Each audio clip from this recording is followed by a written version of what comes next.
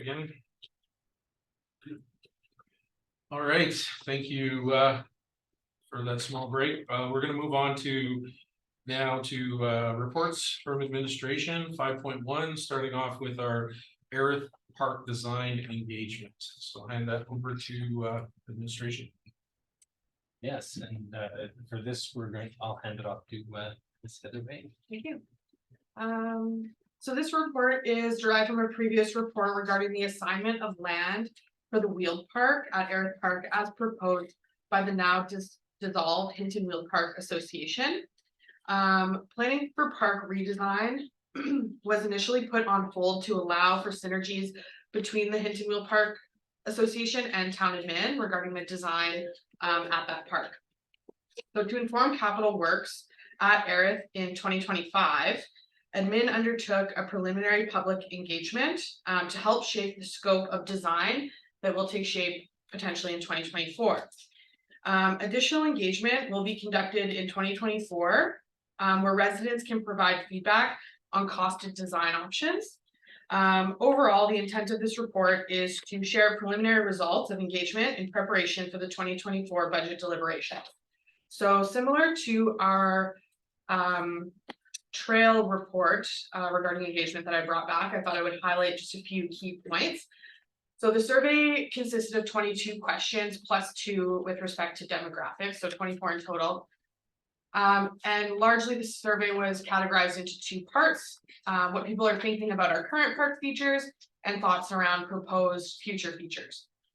When considering the survey result, it's particularly important with respect to specifically the completion rate, to note that the survey was built in such a way that it's built on conditional based questions, meaning that not all questions were presented to every respondent.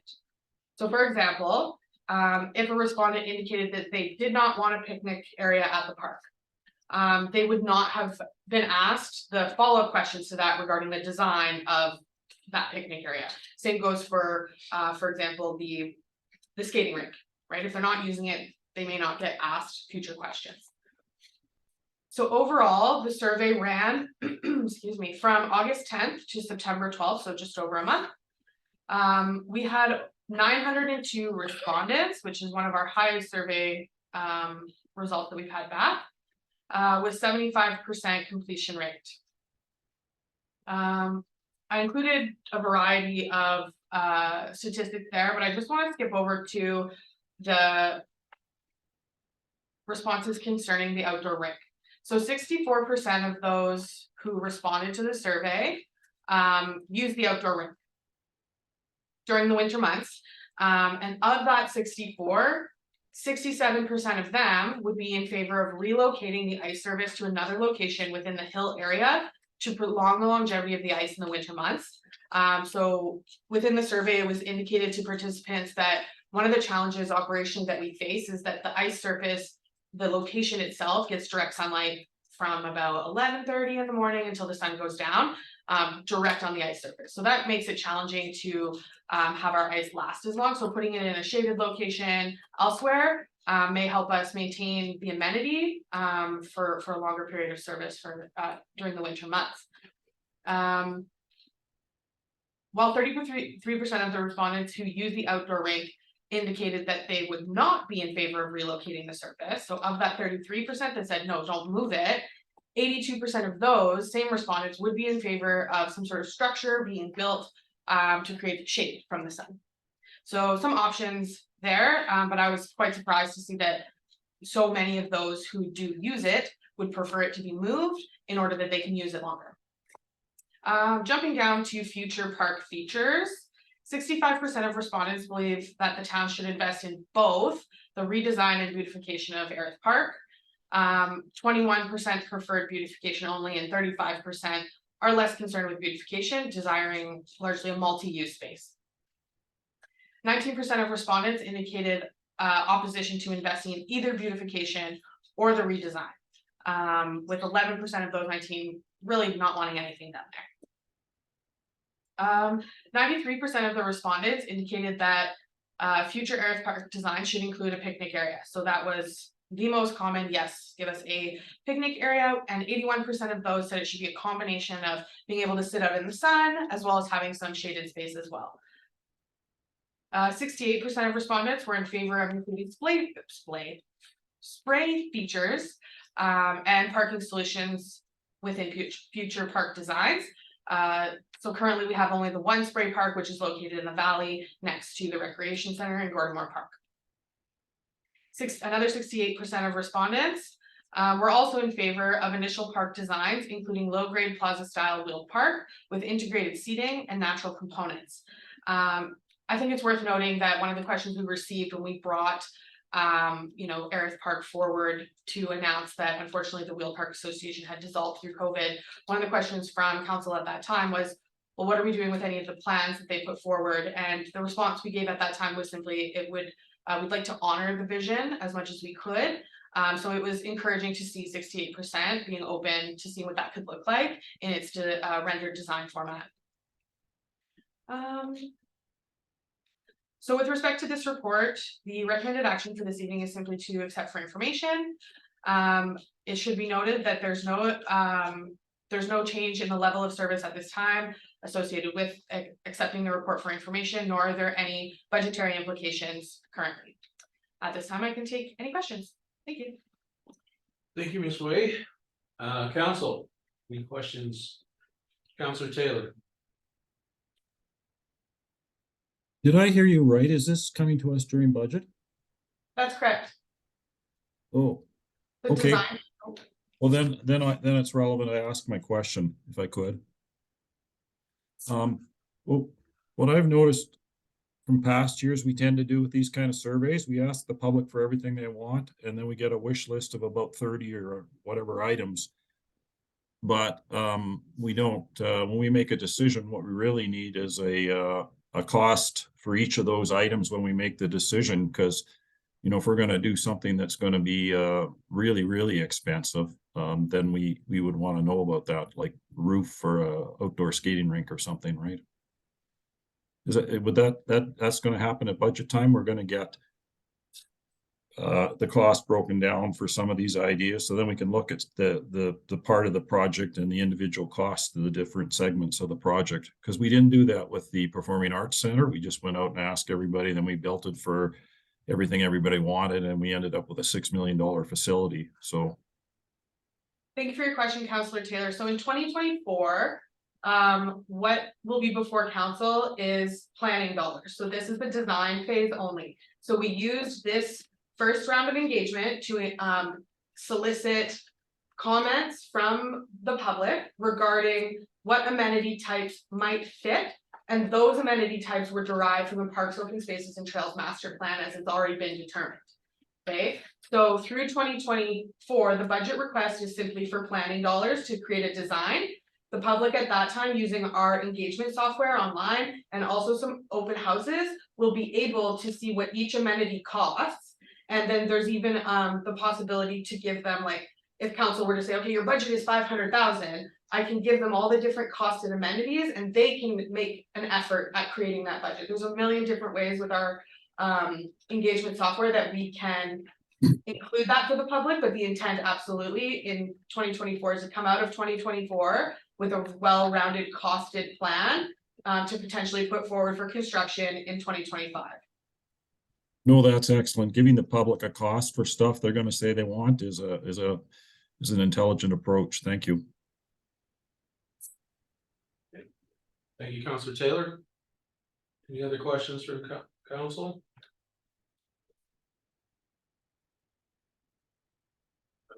Councillor Stashik. Thank you, Mr. Chair. I don't have a question. I'd just like to move that the committee accepts the Erith Park Design Engagement Report for information. Thank you, Councillor Stashik. You have a direction. Any questions or comments on the direction? I'll be in support of this. This is an area that has been open for quite some time. It's really just really hasn't changed much. And the fact that it was brought forward by another group, but didn't come to any conclusions, any progress on it. I think it is an area to look at during our budget and see what the options we have. You know, the more we can utilize our green spaces and make them functional for members, that's, I think, an improvement, so. Anyone else from council before I call this question? Councilor Sasha. Mr. Chair, yeah, sorry, I just speak too Mhm. quickly. If I could. I appreciate that this exercise was undertaken to get some feedback from the public for what to do with that great big green space that's near the park. It is a valuable developable property for some recreational opportunities. So I think getting feedback from the citizens in Hinton on what they would like to see there to help inform the discussions. Thank you for that, and obviously I'll support my motion and look forward to seeing it come back at budget time. Excellent. Thanks, Councilor Stashik. All right, seeing no others, then we'll call this then to question. That committee accept the Erith Park Design Engagement Report for information. Please vote now.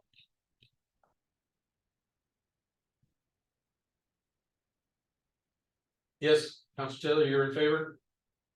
Yes, that is carried unanimously. Thank you, Ms. Way, administration.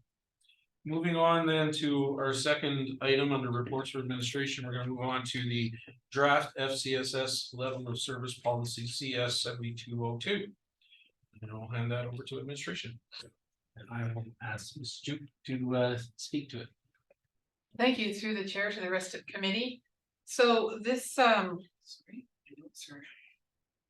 this item is to return the proposed FCSS service level policy to committee for further discussion as directed by council on September 5th. Administration is hoping to determine tonight what next steps council would like to do with this item. Manager Bouchard is here to answer specific questions about the service level policy and FCSS services. I just want to talk a little bit about the report that we put forward and some of the supplemental information that you've got. So I'll just go through the attachments and speak briefly on what they offer. The report is basically verbatim what you've seen on September 5th and on August 8th when the draft level of service policy first came to committee. Tonight you've got attachments 2 and 4. These are program by program descriptions of the services provided, fairly short, as well as an outline of the provincial mandate each of these services works to fulfill. Attachment number 5, I'd like to draw your attention to, it's on page 78 of your agenda. It's 3 slides pulled from the municipal caucus, administrators caucus in 2023. It just talks about return on investment for FCSS. This has been a fairly consistent statistic over a number of years. For every $1 spent on prevention, you're saving $12 on cure. So I wanted to bring that up. They're still using that statistic and relying on that municipally across the province. And so finally, attachment number 6 is a full report from the FCSS Association of Alberta on municipal spending on social services. They did quite a bit of research over the past year or so and have compiled it in this report. Primarily, we just want to bring you to page 93 of it to talk about page 93 of the agenda. Talking about the key challenges. Key challenge number 1 that they identified is insufficient provincial funding, or we could say growing municipal funding on FCSS services, it'd be fair to say that. On page 95, just a couple pages down there, Jen, if you would please. The graphics show that 63% of municipalities in Alberta that do have an FCSS program contribute more than the required 20% to get their provincial grant. And on page 96, a little bit extra perspective on that. Just a page or 2 down there. This chart shows that of those municipalities that are so-called over-contributing to a degree of 35% or more instead of 20%, that's 43% of municipalities in the province that have got an FCSS program. They're spending more than 35%. They're bringing more than 35% to the pile, to the budget. That group includes the town of Hinton. And that group is 43% of municipalities that have an FCSS program in the province. We just wanted to bring that because I thought that the over contribution that has in Hinton was a significant sensitivity point for council, and so we wanted to bring you some stats on that, so. That's about all I've got for you as far as additional information, just in the presentation here. And we're hoping that, FCSS manager Karen Bouchard also has a regional perspective on how we compare in terms of our spending to other in the region. And then also, of course, any questions you might have about FCS programs. So yeah, so we regionally, I know in the past we've chatted about it's hard to compare apples to apples with FCSS just because of the structure.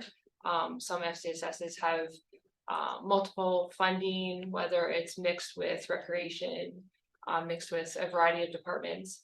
But there's 2 FCSSs in our region, one Yellowhead County and one Fox Creek, that is structured exactly like FCSS here in Hinton.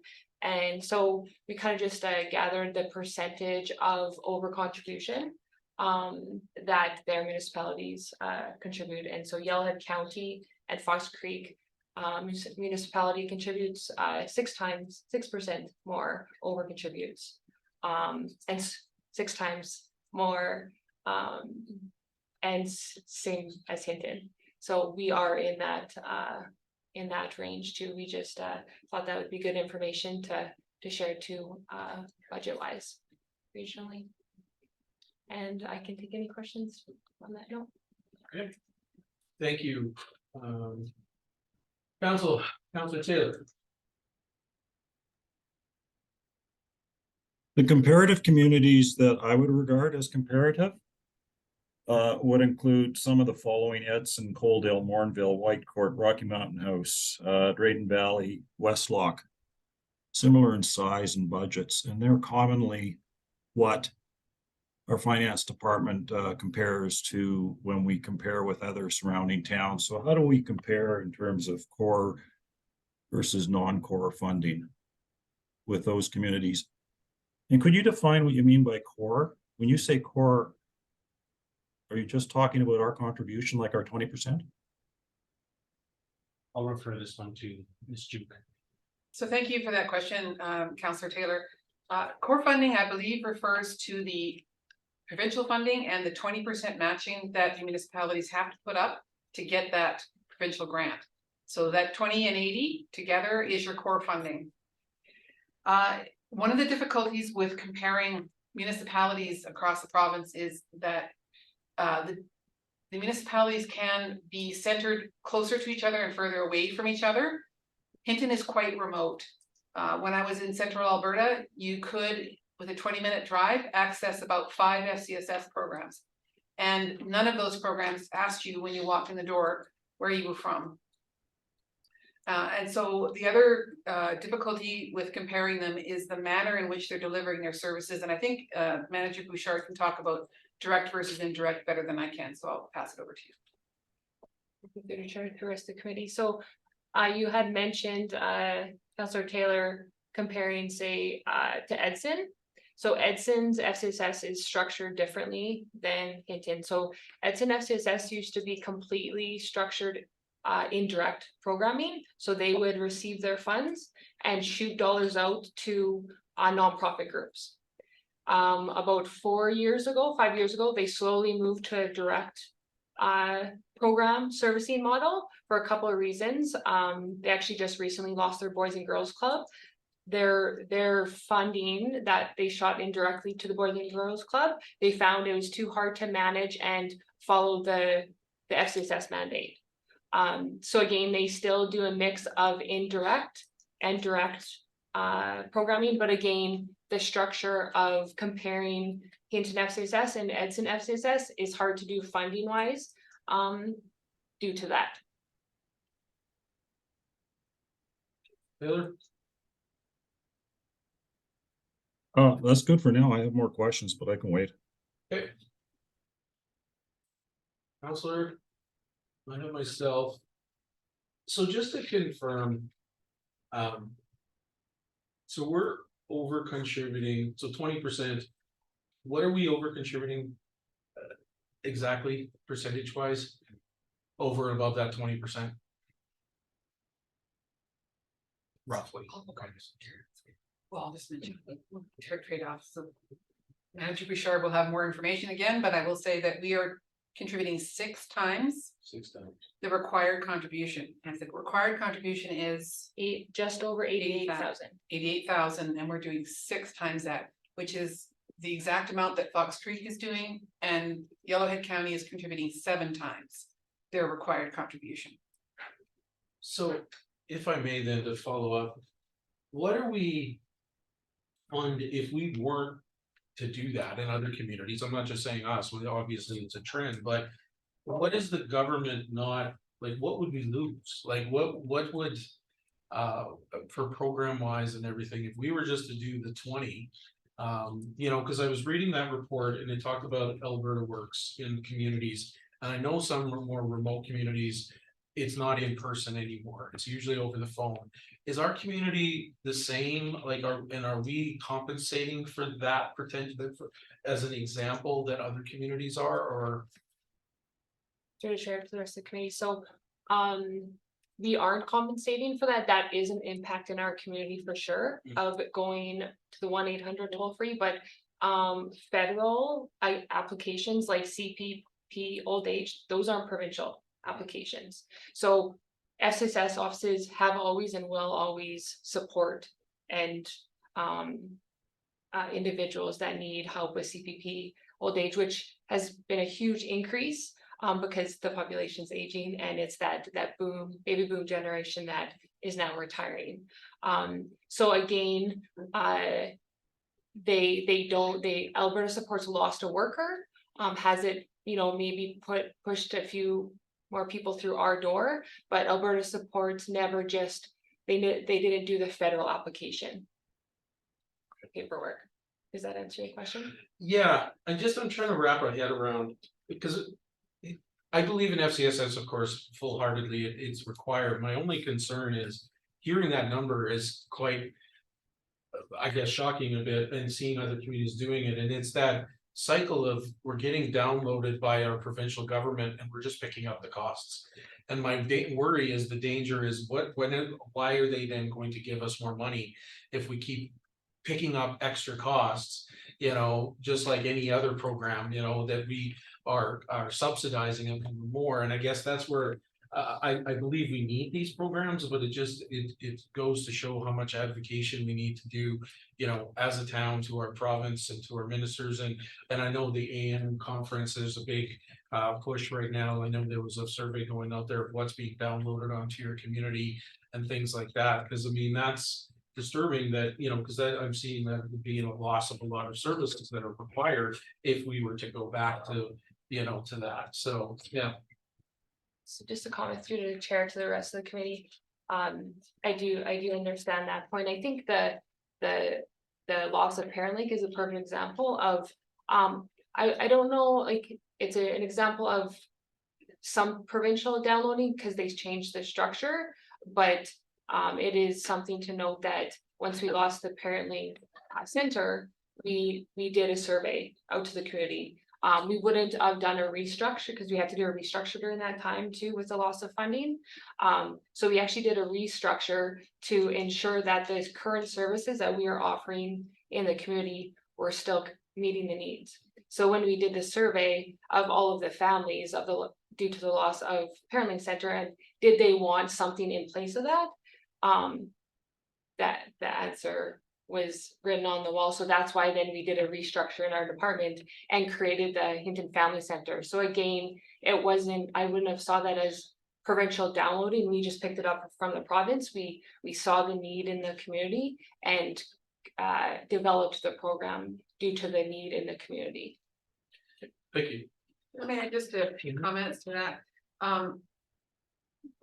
Why would the province download? And I want to comment on that because I think that that's pretty telling in the success of FCSS, because it is a group that is looking at very local needs specific to the locality, and FCSS local leverages volunteer groups and nonprofits in a way that the province probably couldn't do quite so well. So there is definitely an advantage to the province for funding wise. And then, of course, there is a lot of revenue that comes into the community, income based, especially, for example, the taxation assistance, the volunteer tax program. But it's not the only one. All of these seniors that are getting their applications made for OAP and so on, that they might not get if they didn't have someone to sit down with.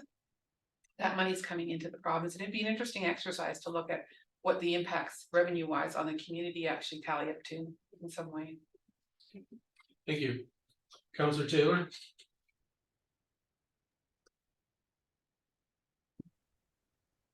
Yeah, I don't know that we really know what other communities are doing.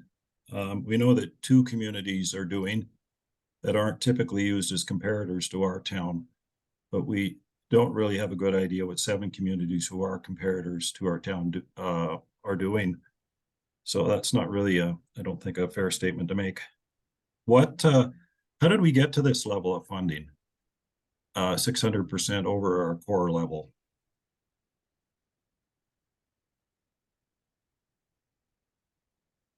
Through the chair to the rest of the committee. So this 6%. Yeah, 6 times. Percent, yeah. I can't speak to that entirely.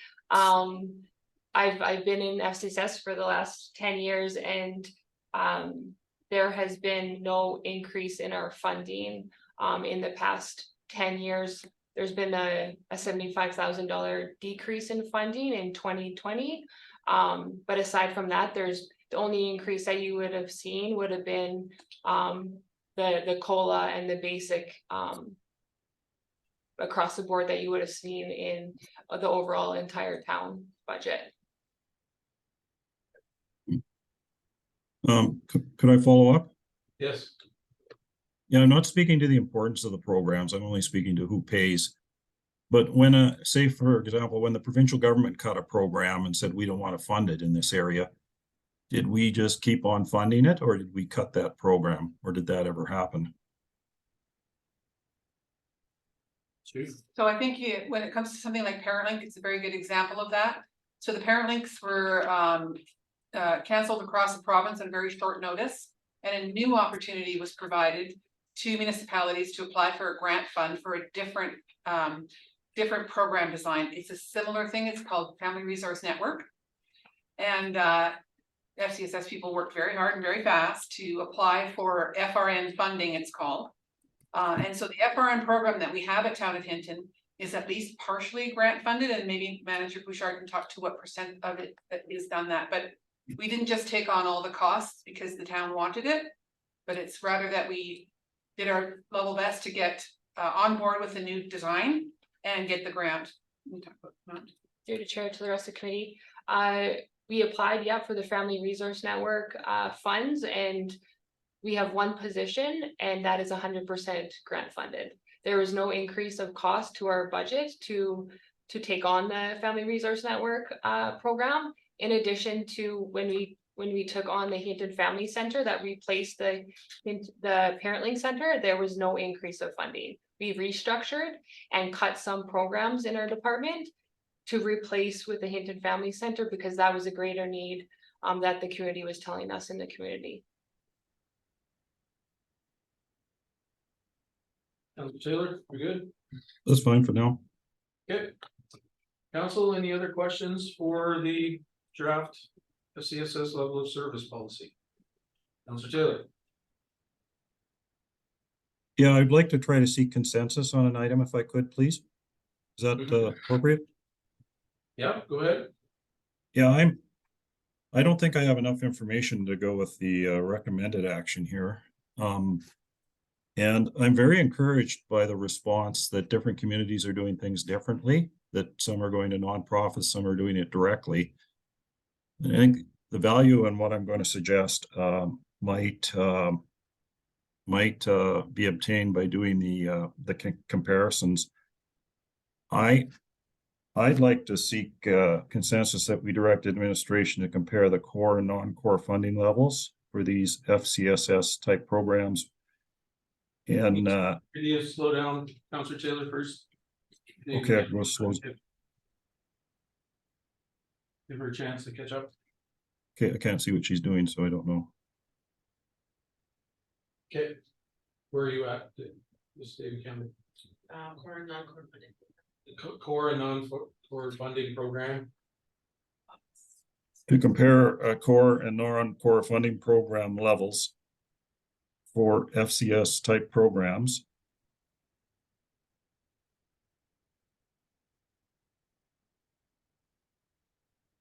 Yep. In I mean, I'll give you 7 names, but pick 5 of them. Edson, Coaldale, Morinville, Whitecourt, Rocky Mountain House, Drayton Valley, Westlock.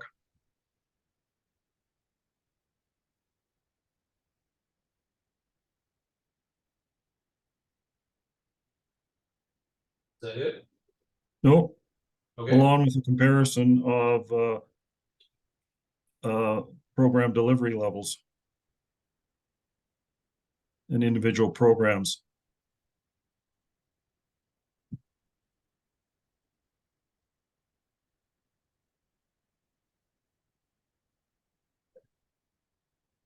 is there a way to share their screen with Counselor Taylor so he can see the consensus? Logged in, it's not logged in. Are you logged in, Counselor Taylor? Uh, Into our voting? No, You're not? Can you log in? I'm He's not sure I could. She's gonna share the screen.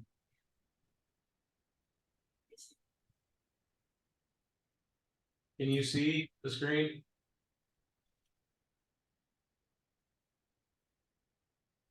You see it?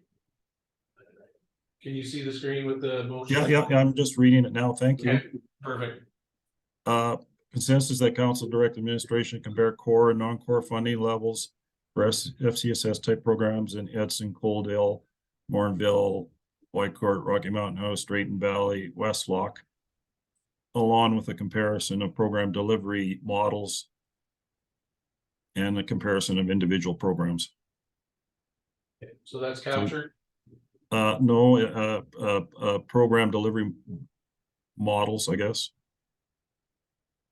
And a comparison of individual programs.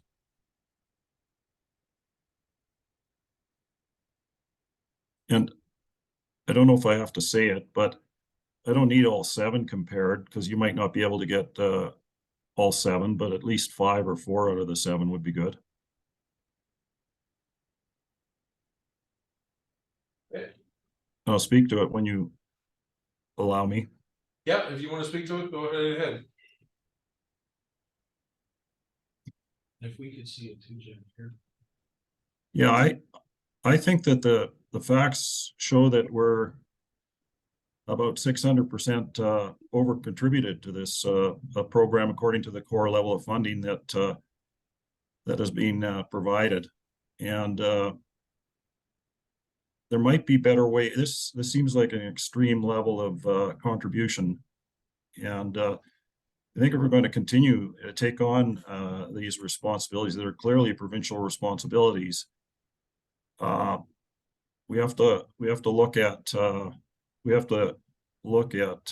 what some of our comparable communities are doing and seeing if they're doing it a little bit different and more effectively than we're doing. And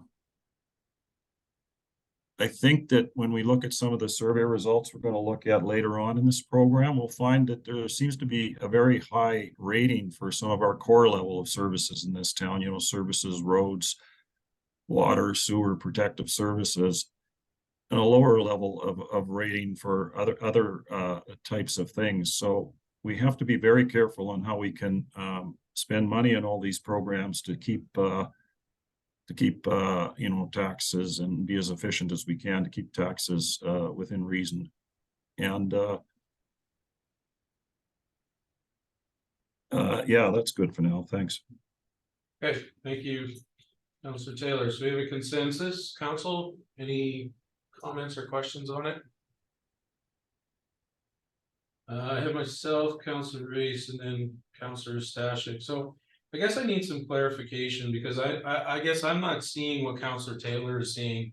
I'm hearing administration say that we have not increased, in fact, we've decreased the amount of funding by $75,000 in the last 10 years. And a 600% keeps being thrown out as a number, and I don't get that personally. So I'm not sure where Councilor Taylor is getting your 600%, because I'm hearing 6 times more contribution. But how does that equate to 600%? And my question is directly to Councilor Taylor. Because I want to make sure that we've got the facts, and we've had some confusion over the numbers in the past. And then I think that that number, I just don't see it. So Councilor Taylor, can you comment on that? Oh, sure. Well, that was one reason why I asked the question, what was the core level of funding? And we learned that the core level of funding was that 500,000 or thereabouts, 500,000 a level, of which we were paying $80,000 to $90,000 per year for our 20%. We also know that we're contributing $1 million. So we're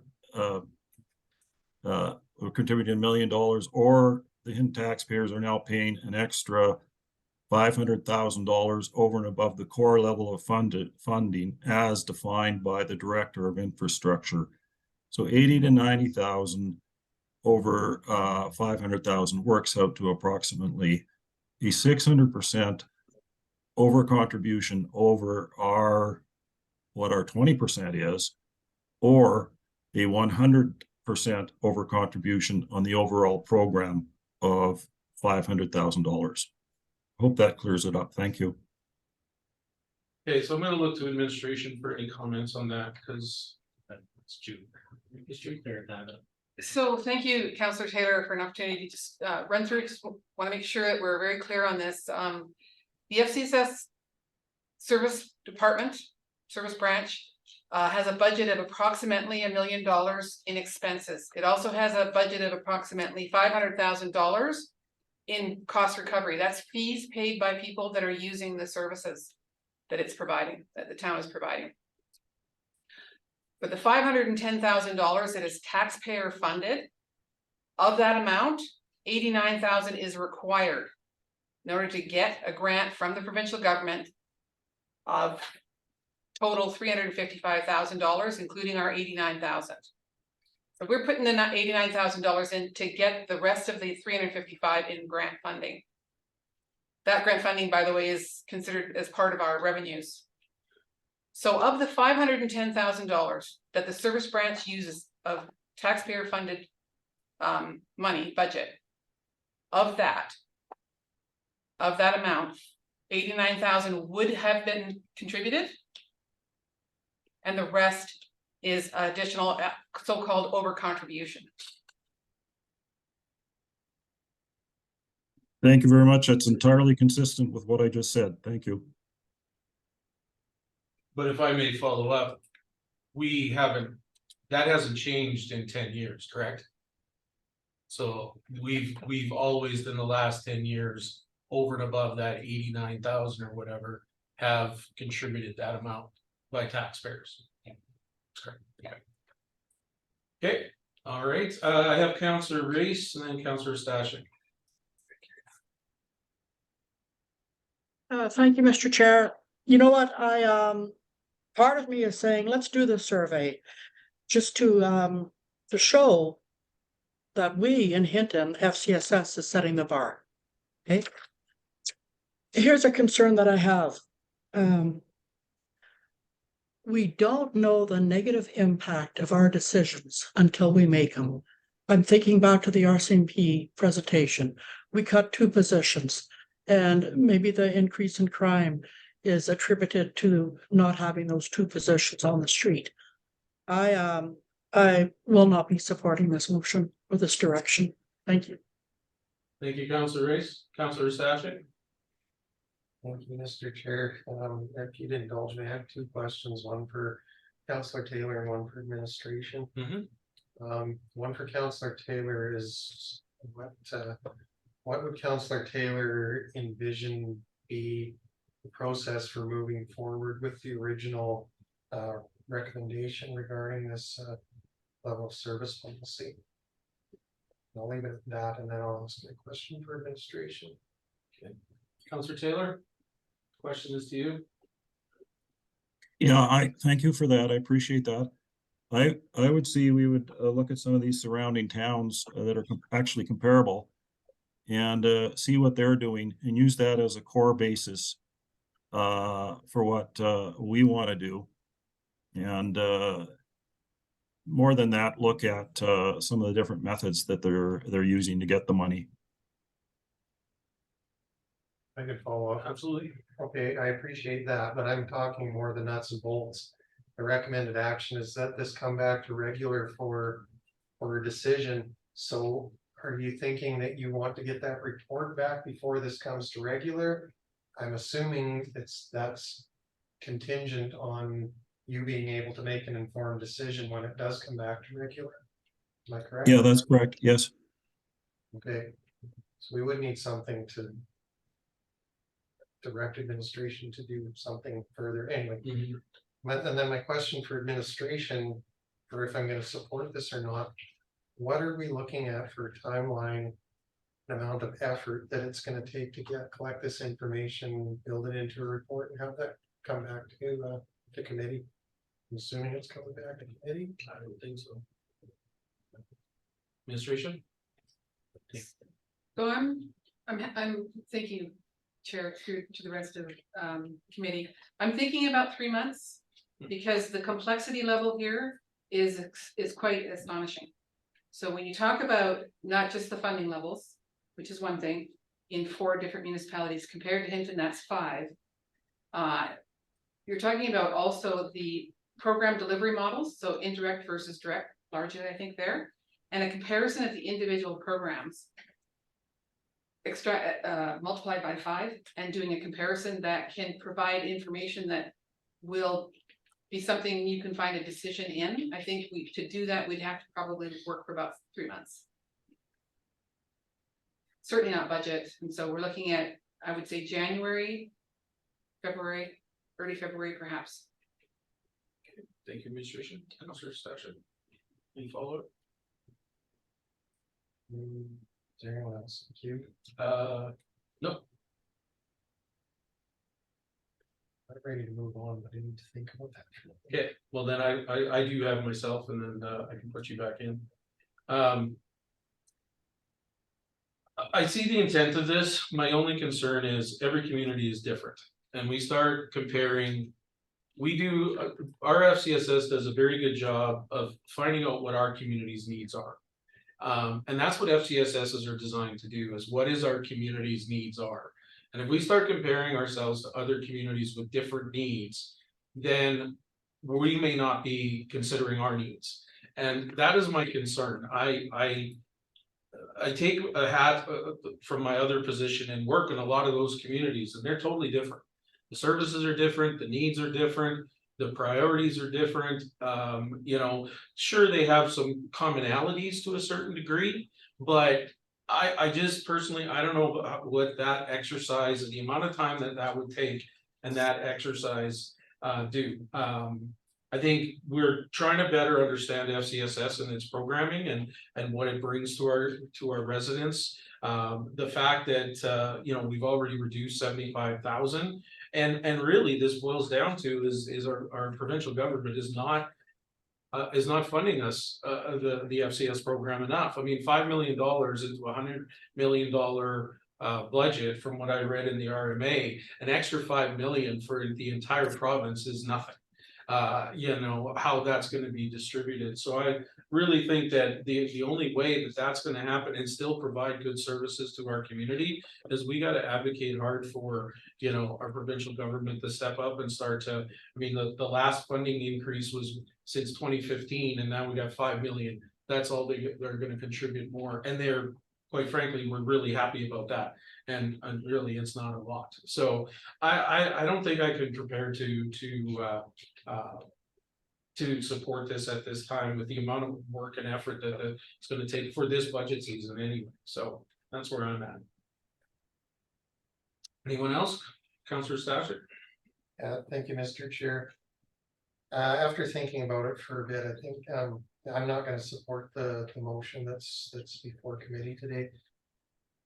I understand the intent and I'm not saying that it's without merit, but the fact that it would require such an investment of administrative time and effort to bring that back to us, I don't think I'm willing to support today. Perhaps in the future, after we go through this budget cycle, if it's still a matter of importance for some of the members of council, we could look at it again. But for this time around, I'd like to just move forward through the budget process.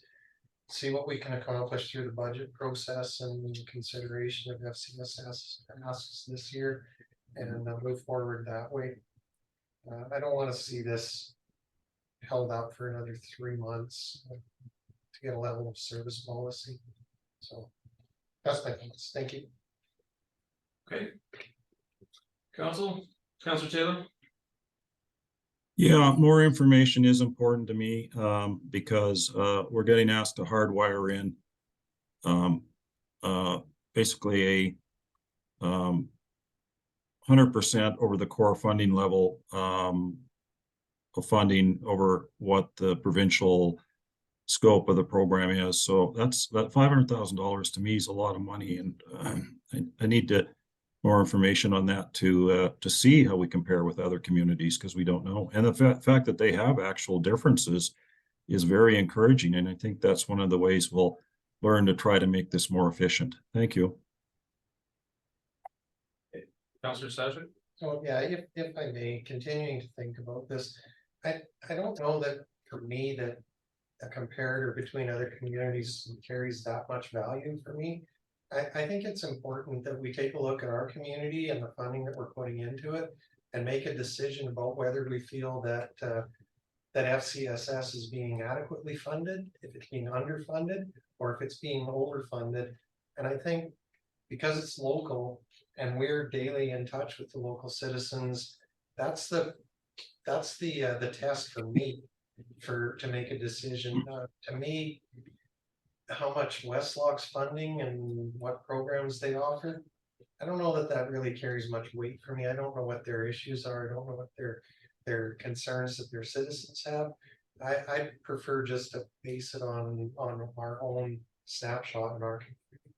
Thanks. Thank you, Counselor Stashik. Okay, council. There's nothing else. If we could see the direction, please, Stephen Campbell.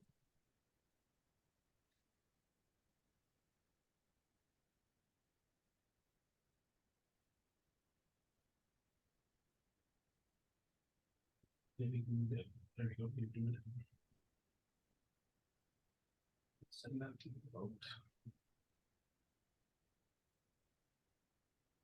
Okay, so I'm going to call the question then that we're going to seek consensus that council directs administration to compare the core and non-core funding program levels for FCSS type programs, Edson, Coaldale, Warrenville, Whitecourt, Rocky Mountain, House Street Valley, and Westlaw, along with comparison of program delivery models and a comparison of individual programs.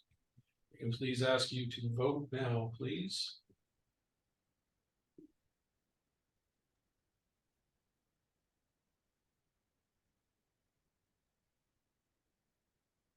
You're Chair, voting. I've lost my screen.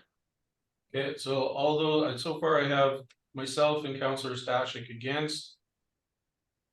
Counselor Race, I've lost my screen. I'm not able to, can you tell us verbally, please? How do you vote? I am opposed to that motion. Oh, okay, and Counselor Taylor, you're for? Yes, so that is defeated. Counselor Taylor for, and Counselor Hawes, Counselor Stashik and Counselor Race against. Okay. Council. Still have this level of service here, and recommendations, any other consensus, Counselor Stashik? Mr. Chair, I'd like to move the committee refers the draft FCSS level of service policy CS 7202 to a future regular council meeting as presented. Thank you, Counselor Stashik. Would you like to speak to it? Just quickly, I think it's important that FCSS level of service policies formalized. And I think that having it come to a regular does give council the opportunity to discuss it a little bit further and make any decision or any other recommendations, changes that they might want to see before it does get passed at regular. Thank you. Thank you, Counselor Stashik. So council, we have a direction. Any other questions or comments on the direction? Seeing none, for myself, I'll be in favor of this as well. It's another opportunity to look at it. And ultimately, when it boils down to it, we look at budget time and we take a look at it then, and we have any further questions on that. Maybe it's for the amount that a program maybe costs or something like that as well, to get a sense kind of similar to what Councillor Taylor was saying with the Erith Park is, if we want this, what does it cost our community? So maybe those are some questions we can ask administration at the time and then make some possible decisions at that time. So, but I'll be in favor of this. Councillor Taylor. Yeah, I won't be voting in favor, and that's not to say I don't think that the programs are important. I don't have the information that are required to put a positive vote in. Thank you. All right, then I will call the question then. That committee refers the draft FCSS level of service policy CS 7202 to a future regular meeting of council as presented. Please vote now.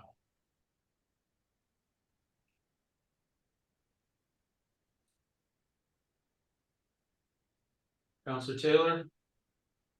Then I'll vote no, thank you.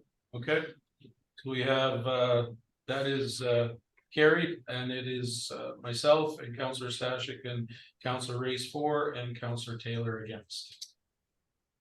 Thank you, administration, on this matter. Council, any other questions or comments? Councillor Taylor? Yeah, if that consensus failed, I did have another consensus I was going to try to achieve that could provide some help for me with information and maybe make it possible to vote in favor of hardwiring in the $500,000. And that would be to seek consensus to obtain a net cost per client in the program areas. What are these a net cost per client in the program areas, and how many unique users use these programs repeatedly? Okay, we're just gonna capture that.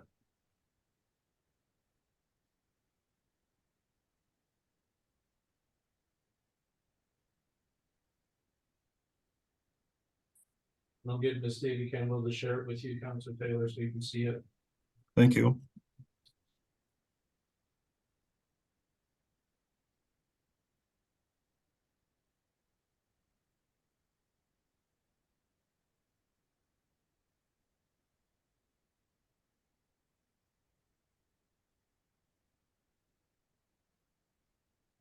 I believe you can see it now for your, take a look at it. I saw it for a fraction of a second, then it went away. Should be back. Oh, Or no, is it's it not there. Yeah. Oh, there it is. There you go.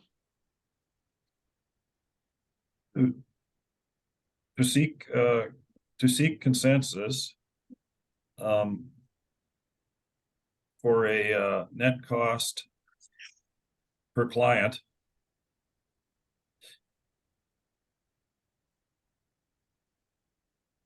in the program areas, and how many unique users use these programs repeatedly. That's it. Thank you. And like I said, I think that gives me just a little bit more information to help with decision making, to understand do we have a program that we're spending $3,000 or $4,000 per user for a small number of users? Do we have a program that we're spending a much smaller amount of money for a much larger number of users? And to be able to take that comparison with some of the other ways that we spend money around in town and just try to assess the, try to get more information to, maybe vote at regular council for this level of service policy. Thank you. Thank you, Counselor Taylor. Council, in the consensus, Counselor Stashik? My questions are exactly the same as last time. How does Councillor Taylor envision this coming back to council and when? And then to administration, what would be the timelines, the amount of effort that it would take to get this information to committee or council? The Councillor Taylor first. Counselor Taylor, yeah. Did you hear Counselor Stashik's question? Sure, I'd like it before I have to vote at a regular council meeting, please. So is that gonna be part of the direction then, that come to committee of the whole, or does it come with the request for decision when it comes to regular? I prefer it's part of the motion. Okay, well, I could add that to the motion, yes. I should add it to the motion if that's my intent. If I could, I'd appreciate it. So we can add Counselor Taylor to when it comes to regular, to when the report level of service comes to us, the regular, we'd like this information. That's correct, Counselor Taylor, you wanted with the level of service that comes back to the regular when it does come back? Yes, please. I trust that it's in there. Thank you. Okay, and Counselor Stashik, you had a second question to administration? Yeah, just to administration, yeah, regarding how much time and effort this would take to have it brought back before this comes to us together. Thank you, to the chair, to the rest of council. We're doing a little over the table consultation here to try and determine what's possible. 2023 numbers will not be complete. We might be able to do 2022 numbers a lot more readily. And we might ask for the other side of budget to do that. Perhaps into just the month of October to get those stats pulled together in a report that's meaningful. If 2022 numbers would suffice for Councillor Taylor, we could probably do that more readily. If we did 2023 numbers, we would have to extrapolate out, and the likelihood of that being completely accurate is, of course, lower. Really depends on what you're looking for. Okay, thank you, administration. Counselor Taylor, yes, what I'm hearing is 2022 is doable. 2023 would be just an estimate. Yeah, the year that they have the most complete data for would be what I would think would be good for me and appropriate. Thank you. All right, thank you. Council, any other questions on this consensus or comments?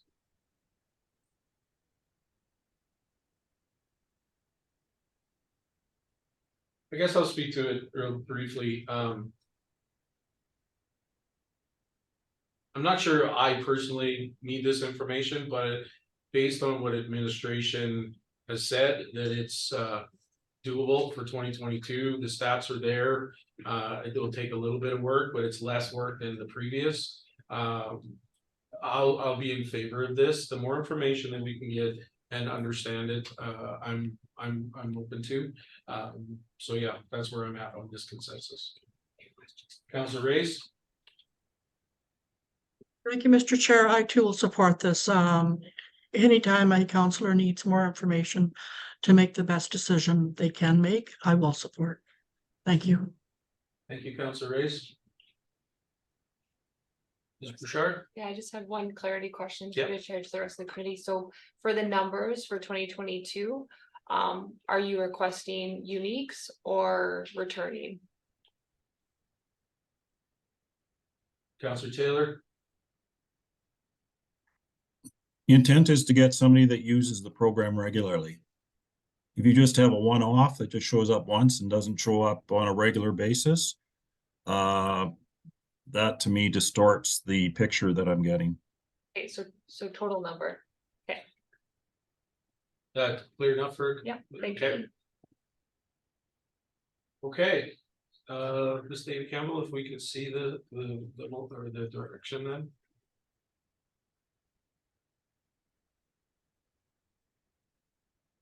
Thank you. If I may, before you call. Yeah, no. Mr. Chair, so what the motion says isn't really compliant with what Councillor Taylor just said.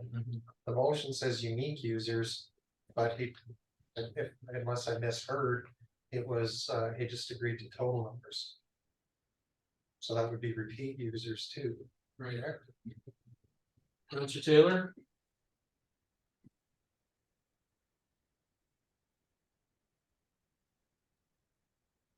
Did I include the words unique, Yeah, we currently unique have and, unique and repeat? Aren't they both there? Just unique. just unique programs repeat. It goes how many unique users use these programs repeatedly with the level of service policy for the regular meeting. Okay, that's conflicting. I can see the problem there. The problem is to separate out the unique and the repetitive users, like, you know what I'm trying to say? Like if you've got 20 regular users to this particular program for, say, the youth services, but you only have one guy that shows up twice per year, but you have 20 or 30 or 40 that show up every single week. That would be the number that I would think would be most important to capture. That's what I'm trying to say. Well, how can we word that to administration then to capture that? Because it is conflicting, as Councillor says. Maybe just take out the word unique. The number of users that use these programs repeatedly. So. Point of Or- clarification, because I'm not sure that we can actually produce what you're necessarily asking for here. So Manager Bouchard has a comment about total users versus repeat users or something. Thanks, through the chair to the rest of the committee. So we report to the province total number of users for programs, not uniques. So we can give you the data for the total number of users. We can pull up our total number of visits in addition to the amount of money that gets put into each program, and we can do that calculation for each program area. That's what you're asking, correct? Yeah, unless that number is dramatically different than the number of people that use the program repetitively. So to clarify, it sounds like Councillor Taylor, that cannot be captured. They only capture the amount, the number of users, but we don't know how often they come and use the program. So if one person comes in to a program, they're captured. We don't know if they come again. It's just a head count. It's not a person count. Individual count. Is that correct? Correct. So what you're asking, they can tell you the total number of users, but not how they repeatedly get services. Those So numbers the are, guy that runs the youth program or the people that run the other programs can't offer a qualitative assessment of whether those two numbers are dramatically different. So they might have 300 youth program people that went through their program in a year, but they only have 30 to 40 that show up on a regular basis. The person that runs the program doesn't know that. That's what you're saying? So through the chair to the rest of committee, we unfortunately can only produce what we've been gathering. So to date, we've been gathering head counts in program areas. We haven't done an analysis to the depth you're looking for in terms of individual A comes to programming 5 times a week. That's going to be a number 5, not 1, which is I think what you're looking for is that you're looking for the number of repeat users. We can give you a total count of users in programs because that is what is gathered. We do that because we're reporting to the province, and that is what the province is asking, as well as outcomes and other program reporting on the program outcomes. But if you're looking for the number of individuals, for example, that come to the youth center, we can tell you the number of visits in a month, number of people that came in the month, but we can't tell you if the 130 visits was 13 people, 10 times, or if it was however many. That's what we've got in terms of data. We can bring that back to you by program area, if it helps. I think total would be useful as well. So I think it helps. So if I may, then Councillor Taylor, we have to amend or take a look at your consensus again. Because it does refer to repeated usage, so you're looking for then the total number being as how repeated is not. What we Sure, have. just add total in front of users and remove the word repeated. Okay, Thank you. you're welcome, thank you.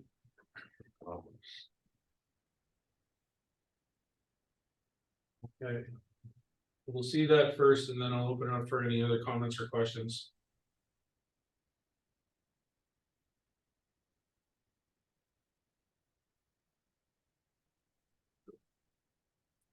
Or no, I'll just read it out this. You can just show it to us. Thank you. Thank you. So currently, the consensus reads to seek consensus for a net cost per client in program areas and how many total users use these programs for a level of service policy to the regular meeting of council. Councillor Taylor, does that capture what you're looking for? Thank you, yes. All right, so council, any thoughts or comments on this consensus?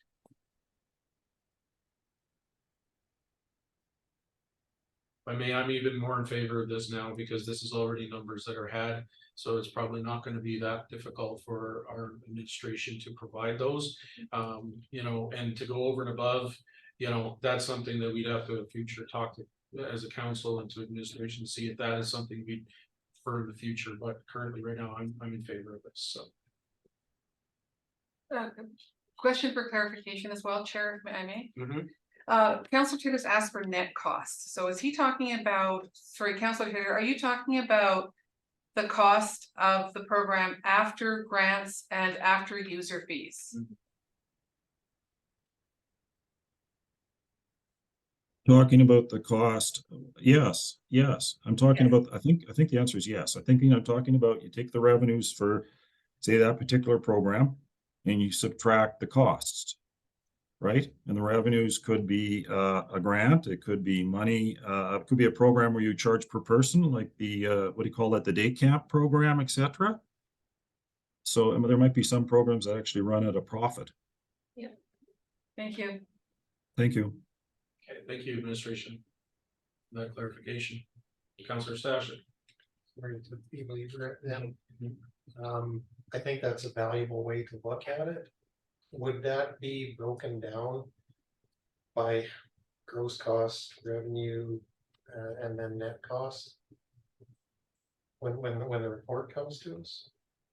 Peter Chair, to the rest of the committee, so what we could do is we could, take the total number of clients and then show you the revenue and the expense. And then you would have the total net cost for the program area. So that would be like a program area, say youth center, discovery camp, painting kids, community connections, individual supports. We'll do it like that. Perfect. Because so the community connections and individual supports, and that they're all in the program area, and administration also does the grant writing, the rural renewal stream, all that. So we can also collect stats from there in basically each program area that you would see in the budget. Okay, thank you, Mr. Chair. Thank you. Council, any other? And just quickly for me, before I call this the question, you know, and I know it may seem to administration, but I think it's important we understand these numbers just for clarity for the community as well. I think it goes beyond though, for me, not just dollars, but the service it provides as well. But, you know, I think it'll also give us another look at what services are in our communities as well, so. Okay, so council, I'm gonna call this the question then, that we see consensus for a net cost per client in program areas and how many total users use these programs with the level of service policy to the regular meeting of council. Please vote now.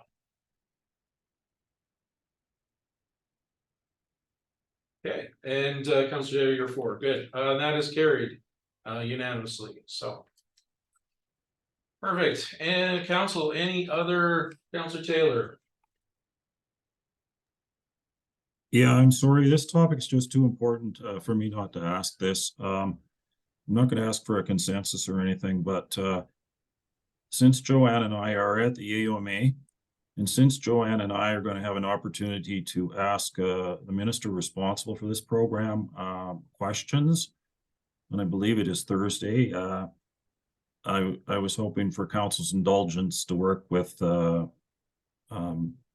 somebody to get a question framed to ask the minister on the historic level of funding for this program at the AUMA. So we could get that topic out there to all 3,000 people from Alberta. And who would I, if you're okay with that, who would I work with on that one? I'm gonna turn to Mr. McLaughlin. Yeah, I'll work with Ms. Juke and we will put together an email to you on a suggested question that you could put it forward. That'd be perfect, and it has to be 2 minutes or less. Perfect. Excellent. Thank you, Councillor Taylor. Council, anything further on this report? And seeing none, thank you again for that report. We're gonna move on to 5.3 now, affordable housing request for additional funds.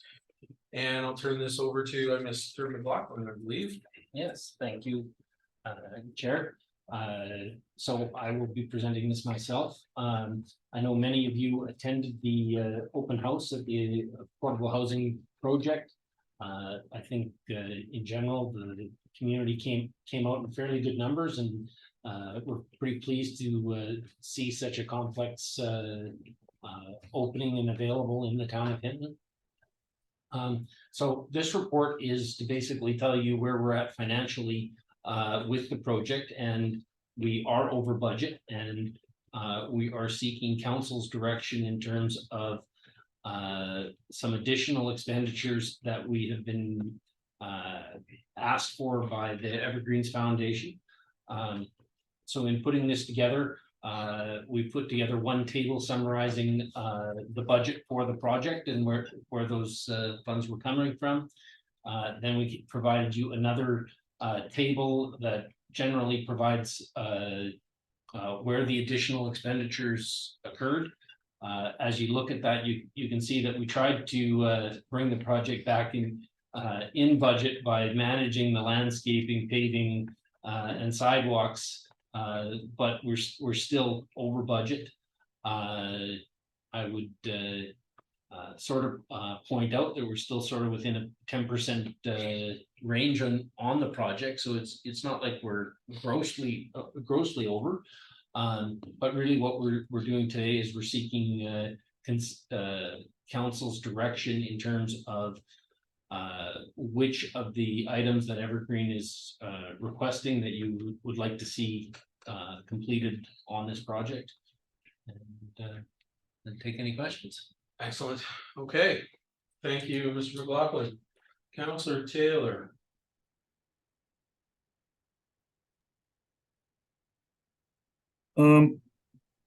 Has administration considered making the consulting engineer responsible for some of these cost overruns?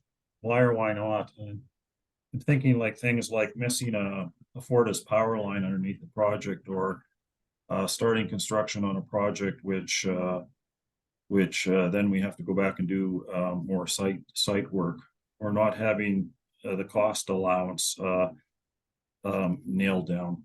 Thank you. Administration. Thank you for the question, and through the chair to all of council. This project was very difficult for the town to both administer and work. And one of the major difficulties was all the different players on this project, and it was essentially put out as a design build. We had a management company, we had a separate engineering company for the landscape design. We hired some contractors directly on the job. And so unlike most jobs where you would actually have a hired engineering consultant who sort of takes responsibility for the entire project and does a tender and then hires a contractor and he administers that contract with the contractor, This project just had all the complexities where the town was left stick handling a lot of it. It had us managing multiple contractors on a same site, which also is something you try to avoid. So I think that provides the answer you're looking for. Councillor Taylor? The town's responsible for missing the Fortis power line and the cost overruns. Is what you said? Okay, thank you. So I have a follow-up question on that, and I get things happen, but did they not contract a group to take care of all of that? Wasn't there part of our cost that it was Colliers, weren't they to be then to take care of all of that? Cause I remember we paid them a certain amount of money in the beginning to be that project manager. Wasn't that the plan? Through the chair to council, yes, and you actually see some of that costs outlined in the table. We had both them as well as a civil engineering consultant work, so both of them are in those dollars. I would say that there was some decisions made through the course of the project to try and ensure that we were hiring local contractors, and that put the burden back on us to be hiring those local contractors directly, and that added to the complexity. Okay, so if I may, the purpose of this is, understanding what some of the overages, but what you're really looking for is on page 3 of 4, the work remaining request is to look at to council to see consensus of what projects that we potentially would like to see added, one being the power plugs, another additional sidewalk, chain link fencing, additional exterior lighting. Is that correct? That's correct. Okay. My personal opinion is that I think the power plugs are pretty important. Mhm. I think the current overage is pretty tough to say no to. But beyond that, I'm looking for council's direction on the rest of the items. Okay, thank you. Okay, Councillor Taylor, and then Councillor Stashik. Oh, yeah, my concern is that, once again, the taxpayer is getting asked to pick up the bill, so our total contribution to this project. Well, it looks like maybe it just goes up by 10% to the taxpayer. It goes up from what seems to be an $800,000 or $900,000 actual cash outlay to up $400,000 or $500,000. So with any of this overage that we're talking about, I guess maybe I'll include this in the question too. Is there any way to get some of this money back? If we delay it, or otherwise through the consultants, through grants, or even through our existing infrastructure programs, or a combination of all three? Some of this stuff we're getting asked to approve doesn't seem to be a direct safety concern, so we could delay it and maybe go for grants or some other funding level. And the overage, we could perhaps, that's so small that could come from existing programs. Thanks. Administration. Thank you for the question. So I did talk with our finance director on where the funds would come from. We do have MSI grant funding available, although that is always available, or at least it's available on many of our projects. So it always should be used wisely, because we only get so much of it. So that is the one grant opportunity. Where we got the bulk of the grant. No, that doesn't escalate with increased costs or anything like that. So the main grant that we got, the RHI grant, doesn't scale, and that there's no opportunities to get any further grant monies from that. Okay, All right, Counselor Stashik. Thank you, Mr. Chair. For me, I would think that for this project to be considered complete and for it to be fully functional, adequate for the residents there, I actually feel that all of those, components are important to move forward with. I appreciate the suggestion of maybe delaying some of it, but I don't know that that's the best solution either. I don't know that delaying it's going to realize any significant cost savings, and it just delays completion of the project. I'd like to see it get done as quickly as possible, get it finished to a level where the citizens there feel that they're moving into a completed property, and that the town and Evergreens considers it finished. And the fact that there's MSI funding available for it makes me support that moving it forward with MSI funding. Thanks. Thank you, Counselor Stashik. Counselor Taylor.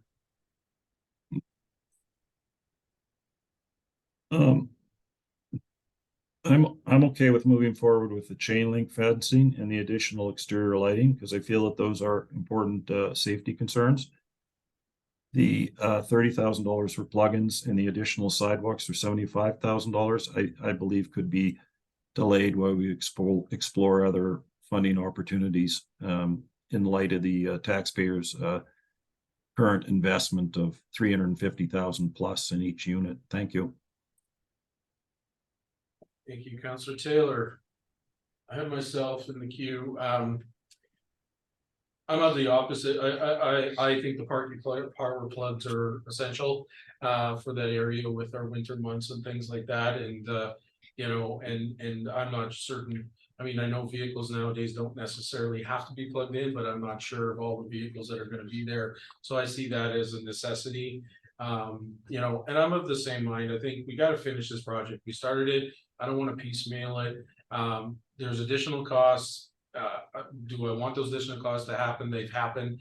That's what happens in construction. Things happen, costs go up. But I feel too, you know, it's a minimal amount that can come from our MSI funds as well to get this project finished and complete. So that's where I'm at. Councilor Race.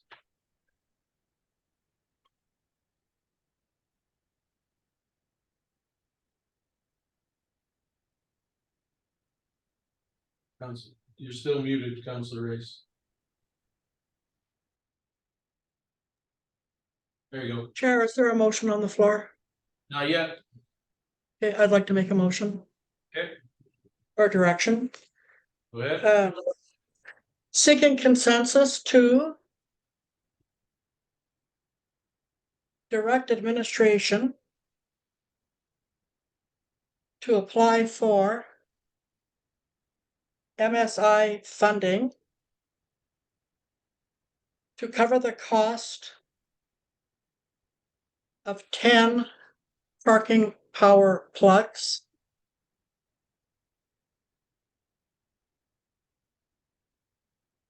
at the affordable housing area. Thank you. Councilor Race, would you like to speak to it? I would like to speak to it, sir. I feel that the additional sidewalk, the chain link fencing, the additional exterior lighting, these are all things that Evergreen Foundation would like to have. And maybe someday they will get that. But right now, I want to focus on the power plugs and the another motion coming up.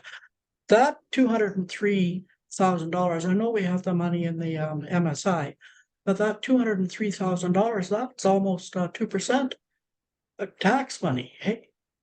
So anyway, I hope council will support my motion. Thank you. Thank you, Councilor Race, Councilor Stashik and Councilor Taylor.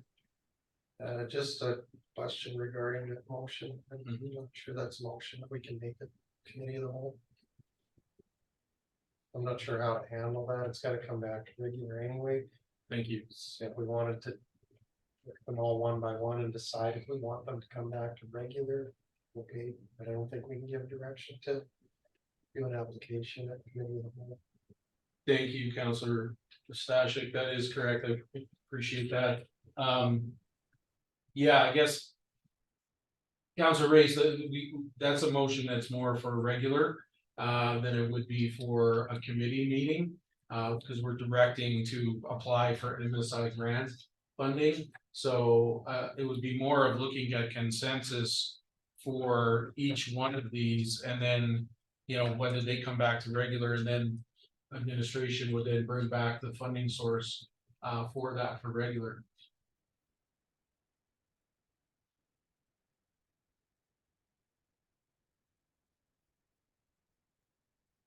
Yes, thank you very much. I see what you're saying right now. Okay. Okay, I can see Counselor Taylor's hand up and then we'll deal with this. Counselor Taylor? You have a comment? Maybe. Well, I have a question, but I have a comment on this. Mhm. My understanding is that Councillor Race wants to make sure that this particular item gets forwarded to a regular committee for funding. I'm not Yes. sure how that's inappropriate. I'd have to That's- see I don't see the wording, but it seems like that is a regular. Based on what I remember, she said it would be more for a regular, so. Sequence says direct administration, yeah, she's aiming to apply for MSI funding to cover the cost of 10 parking. That sounds more like for me, a regular motion rather than a committee. You want to direct administration to bring funding back to a regular for the power plugs. I'm correct. Mr. Chair? Yes, Mr. Chair. Yes, Yeah. thank you. So our recommended action for this item was to simply refer it to the next regular council meeting. So, council will have all those numbers there to think about till it comes forward again at the next meeting. And then you could, decide on the motion of which of those to include at that time, having had the discussion here. I mean, I think the point of bringing it here first is to have those discussions and talk about it and then give you one chance to go back, hear from the community before making a decision. Okay, thank you, Mr. McLaughlin. Would it also be possible that if we did it, each one of them, then you wouldn't have to go back and do all of them? It would be where committee prefers the parking plugs capital funding request for the affordable housing back to the meeting and do it that way? The MSI grant application will be for all the costs above, Right, so regardless. we'd eliminate that, what I'm saying, and just look at each of the projects. This Councilor Race wants only that one right now, so would that be? Yeah, and I'm just suggesting that you could make that decision at regular council of which ones you want to move forward. None of them are going to move forward till we get it there to regular council. Councilor Stashik? Yeah, if possible, I'd rather not spend regular council meeting time hammering out details. I'd like to do that here so that what comes to regulars is complete as it can be. Possible. I concur. Councilor Race? Would you like? Oh, there you go. hey, thank you, Mr. Chair. With council's permission, could I please amend my direction? Yep. Okay, Jan. To seek consensus to direct administration. That council refers. That council, the committee refers. To seek consensus to direct administration. Oh, I'm just trying to think how to word this, using the recommended action. That committee refer. That committee refers the $30,000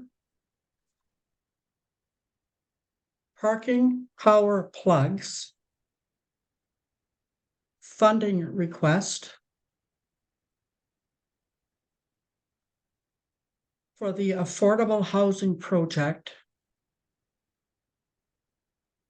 to the next regular council meeting as presented. Thank you, Councilor Race. Thank you, sir. Okay. We'll just wait to see that and then I'll read it to you, Councilor Race, so you can give the green light. So the committee refers the 30,000 parking power plugs funding request for the affordable housing project to the next regular council meeting as presented. Does that sound where you want it? That's fine, sir. Thank you. Excellent. All right, council, we have then a direction. Any comments or questions? Councilor Taylor?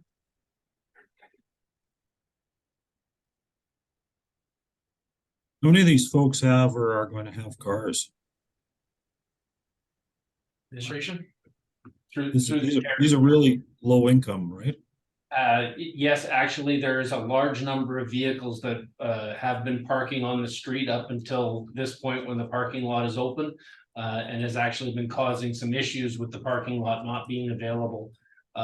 So we're anticipating actually for the parking lot to be quite well used. Okay. Good, Councilor Taylor? Hmm. Okay. I have myself, I'll be in favor of this. I would like to see other projects, but I do want to see this one come to regular as it is, so I'll be in favor. Council? Seeing no one else, then I'll call this to question. The committee refers the 30,000 parking power plugs funding request for the affordable housing project to the next regular meeting of council as presented. Please vote now. You don't have it yet? I have it on mine. Stop there. Yeah, I'll do this.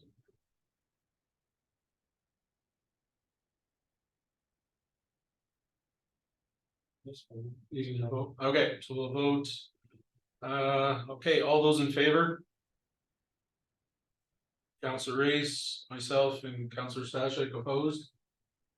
Councilor Taylor. Okay, that is carried 3-1. Okay. Council, any other directions, Councilor Stashik? Thank you, Mr. Chair. I'd like to move that committee refers the $53,000 current overage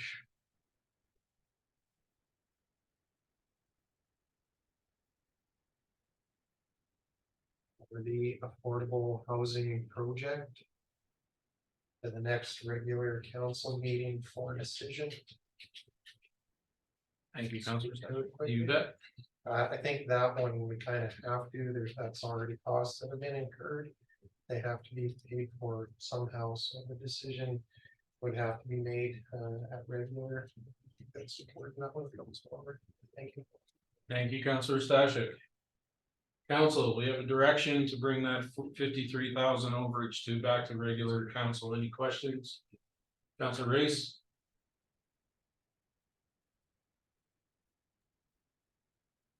Thank you, Mr. Chair. I will support this motion, but I'll tell you, this has really opened my eyes up to grant money. This grant that we got, or the second grant, because the first one we didn't get, and then we applied for a second one. Put parameters or criteria on us that I don't think we could meet. I really don't. So there was a timeline that caused us some headache. So I wanted to ask administration, moving forward again, when we've applied for a grant, what would you say our options should be to be successful and not see these overruns and not see, what we're seeing tonight?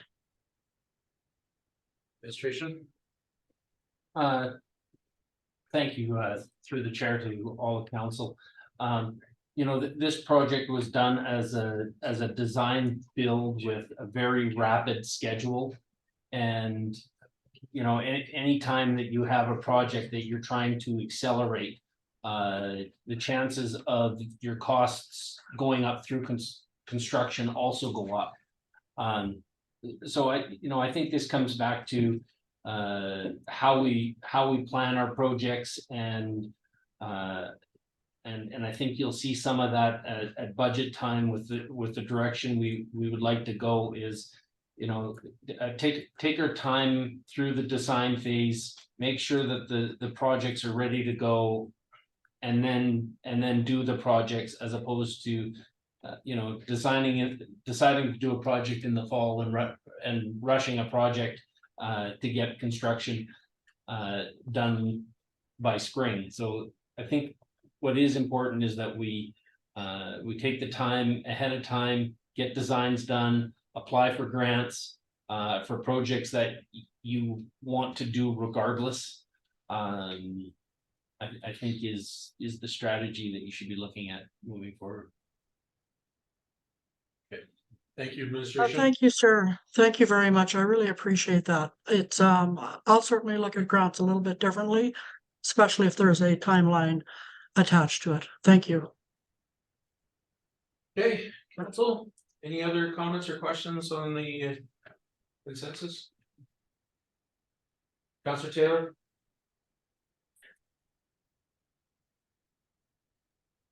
Yeah, I think I'll vote for this because of my understanding is we're going to make the decision in regular council meeting anyway, so that I think that's clear. Thank you. Okay, thank you. All right, council, I'll call the question then. The committee refers the 53,000 overage for the affordable housing project to the next regular council meeting. Please vote now. Councilor Taylor, are you for? Okay, so that is carried unanimously. Moving on, any other directions or on this matter? Councilor Stashik. Thank you, Mr. Chair. I'd like to move that committee refer the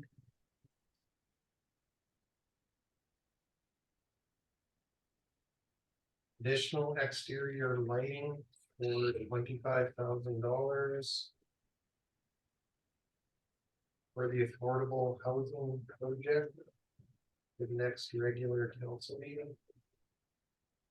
Speak to it. Absolutely. I think the lighting is important for the people that live there. It's a safety concern, and there aren't currently any lights at that facility other than the street lights, and they're quite a distance from the units. So I feel that's an important addition that should get moved forward sooner than later. Thank you. Thank you, Councilor Stashik. Council. Excuse me, Chair. Yes. I'm just having an issue for my council. Okay.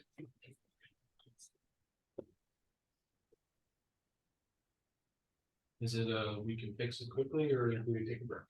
Okay. Just a reminder, Chair, that as we approach 8 o'clock, we'll have a motion to go past. You bet. Thank you. Administration. Okay. Let's see what others, but I will speak to this one as well. And I too will be in favor of the consensus. I think it's because of the lighting and quite frankly, having the conversation with our staff sergeant this evening and increases of thefts and things. This is an important part. Lighting helps those cases as well. It's for safety and a variety of different things. So, you know, I will be in favor of this. It's just another way to finish off that project. So, council, any other comments or questions on the consensus? Councilor Grace? Thank you, Mr. Chair. So I can't see where it says it is a safety concern that the additional lighting is required. So is it here in our report? Administration. Through the chair to Councillor Reyes. No, that isn't specifically said in the report, but I would agree with that assessment. Currently there is lighting on the actual building itself, but that's those just small little porch lights. There is no direct lighting over the sidewalks themselves.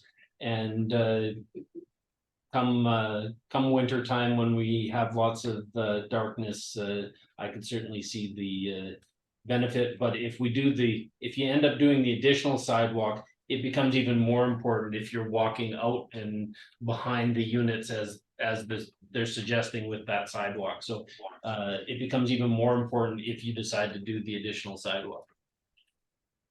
Okay, thank you. Right, council? Any other comments on top, Councillor Taylor? Yeah, I see that as an important safety issue. So I'll vote for it. Thank you. Thank you. All right, if we could see then the direction, please.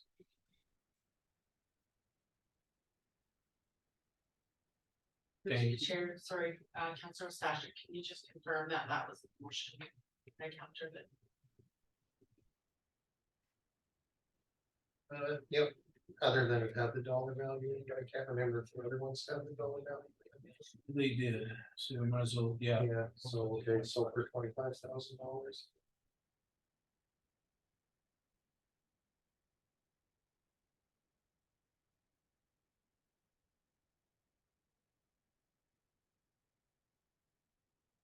Just adding the dollar value, so it'll be up in a moment.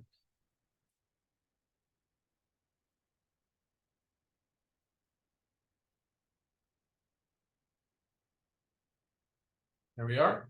Okay, then I'll call to question then the committee refers the additional $25,000 exterior lighting for the affordable housing project to the next regular meeting of council. Please vote now.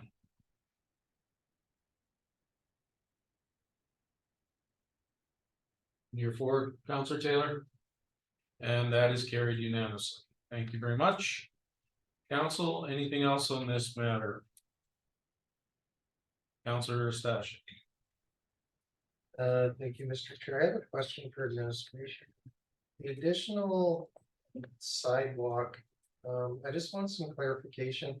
Is that additional sidewalk, was it part of the original plan to have that included sidewalk, but it was taken out because there was already the knowledge that it was over budget, or was this an after the fact addition in recognition of a potential foot traffic direction of travel or travel path? A bit of both. It was shown on the original drawings to have a sidewalk there. However, the decision to take it out was had with Evergreens. You know, we didn't unilaterally do that. But once we had residents in the first units and actually since the second unit got mobilized and saw where people were walking, it has come to Evergreen through the residents that they'd really like to see that sidewalk there. It will be a difficult sidewalk to construct because of both the placement of the valves for the units as well as the drainage. We believe it can be done, but it's a challenging sidewalk to do. Thank you. Councillor Reyes? Councillor Taylor. Oh, has his hand up. Sorry, Councillor Taylor, did you have your hand up? Okay, Councillor Taylor and then Councillor Reyes. Thank you, Councillor Stashik. I had perhaps incorrectly assumed that the chain link fencing might be a safety issue. I know there's like a fence from the property owners on the back. But I'm thinking the chain link fence would probably come up on the sides and stop people wandering around, at least behind in the dark, these people's properties. Can you comment on the degree to which the chain link fencing might be a safety issue? Yes, Evergreen has requested that the fencing was discussed during the project and they thought they could do without it, but now with having people in there and and talking to the residents, there is a lot of foot traffic going through the site.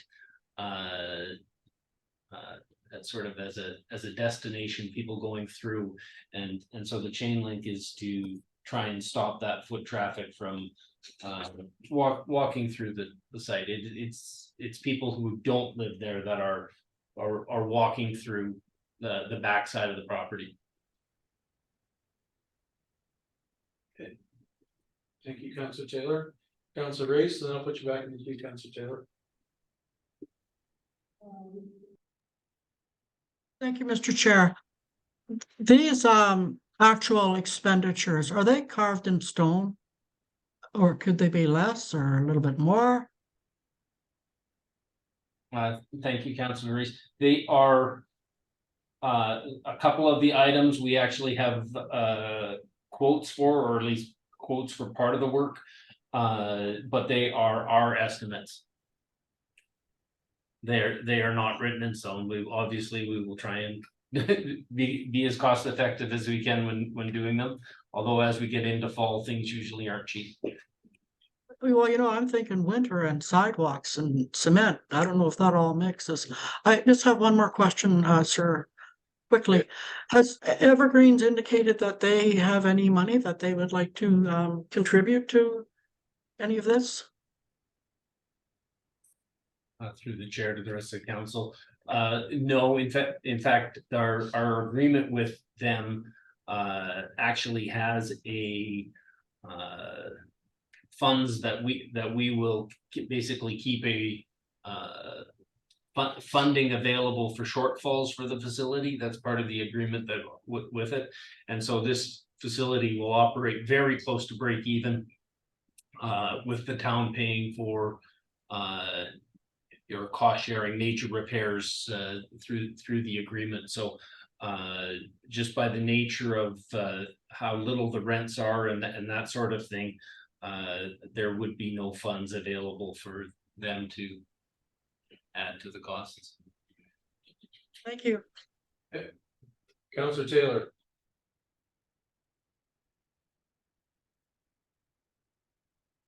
Oh, you're on mute. There you go. Yeah, I figured that out. Thanks. I'd like to put the motion to make a decision on the chain link fencing.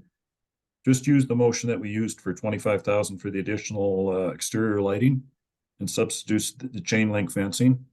I'm just thinking that I think it's a safety issue, and I wouldn't want to live there and have my bedroom facing the back, knowing that anybody could be walking back behind my house. The front's okay because that's now going to be lit, but the back, I just wouldn't want that for myself or for anybody.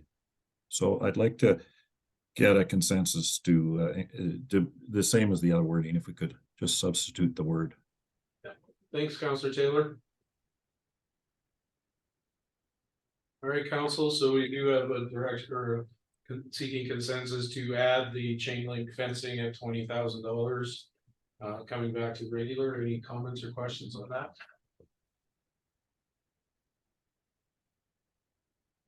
Seeing none, then I will call the question. The committee refers the additional $20,000 chain link fence for the affordable housing project to the next regular meeting. Please vote now. And that is carried unanimously. Thank you, Councilor Taylor. And council, our committee. Councilor Stashik. Thank you, Mr. Chair. I'd like to move the same motion for the additional sidewalk for 75,000. I can speak to it. Please do.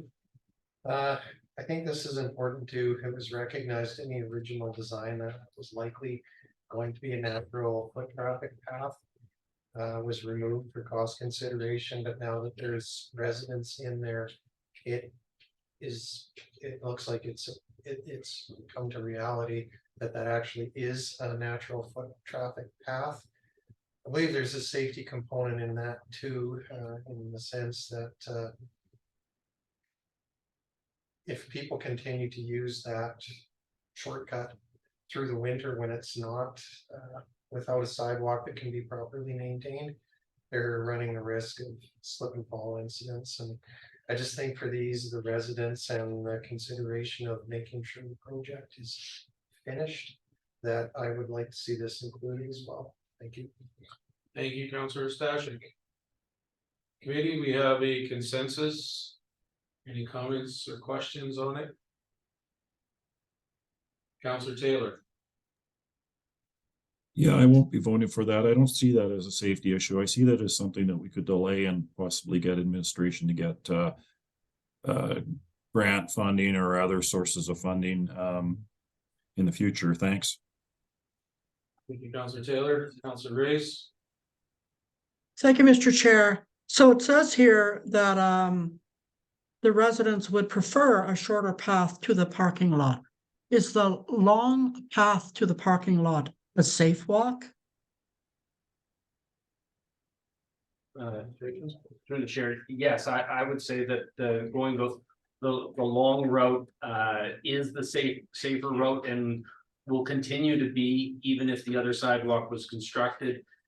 Because you're going along a main road, but also the fact that, you know, we can construct this sidewalk where they want it, but with the way the water comes down the drains in the back, keeping it ice-free all the time is going to be a challenge. Yeah, I would say that around the front is the safer, and you know, you're talking about which way you're walking around a building to the same location. You know, you're not talking that far of a distance difference. Okay. Councillor Reyes, Thank you, sir. You know, I will not support this motion. I think right now the longer walk is the safest walk. Thank you, sir. and Councillor Stashik. Thank you, Mr. Chair. So actually hearing the comments from Director McLaughlin about the concerns about keeping it ice-free, I would actually like to withdraw my motion if I can. If it continues to be a natural traffic path that the residents are taking, then maybe there can be a look at doing something in the future that might be more cost effective or a different type of solution to the problem, but for the time being, I will withdraw. Thank you. Okay. So we have a request to withdraw the motion for the consensus. I believe we must vote on that. So if we could please have that.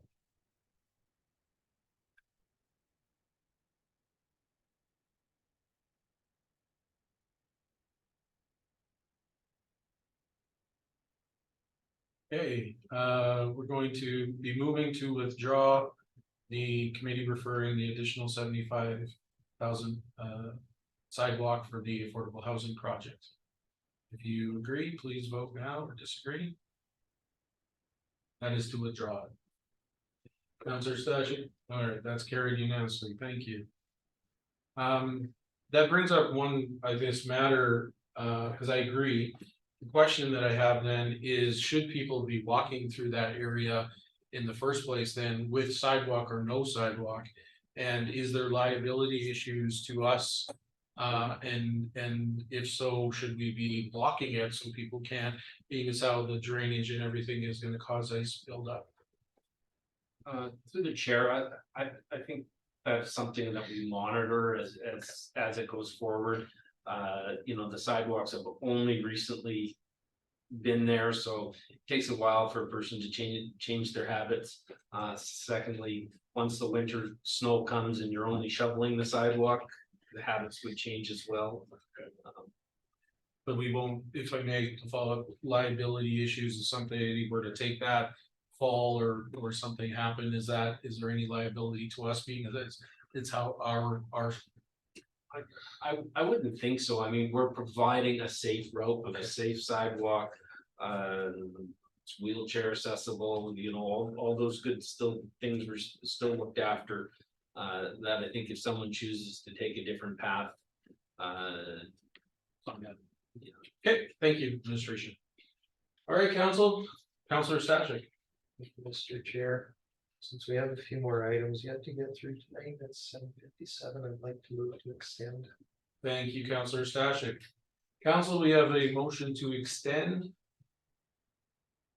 Counselor Taylor, I won't be voting in favor of that. These items can be referred to a future meeting as far as I'm concerned. Thank you. We don't make good decisions after 8 o'clock. so if I may, being on the agenda prep, the further we push these down, we have some very, very heavy meetings.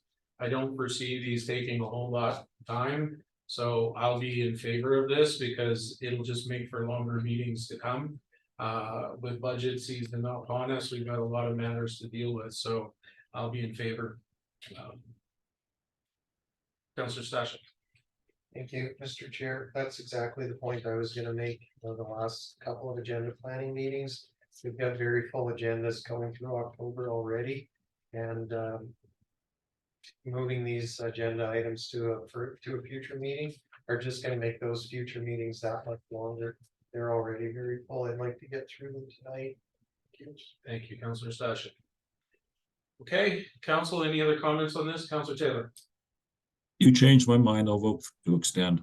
Okay, thank you. All right, we then called the question, motion to extend the meeting past 8 PM.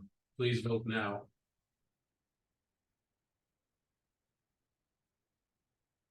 But thank you, that is carried unanimously. Thank you, Counselor Taylor. On that note, though, I think we do warrant a 5-minute break, and then we'll come back and we'll finish these off. Counselor Taylor? Oh, you're good? Okay, so we'll take a 5-minute break. Thank you, everybody.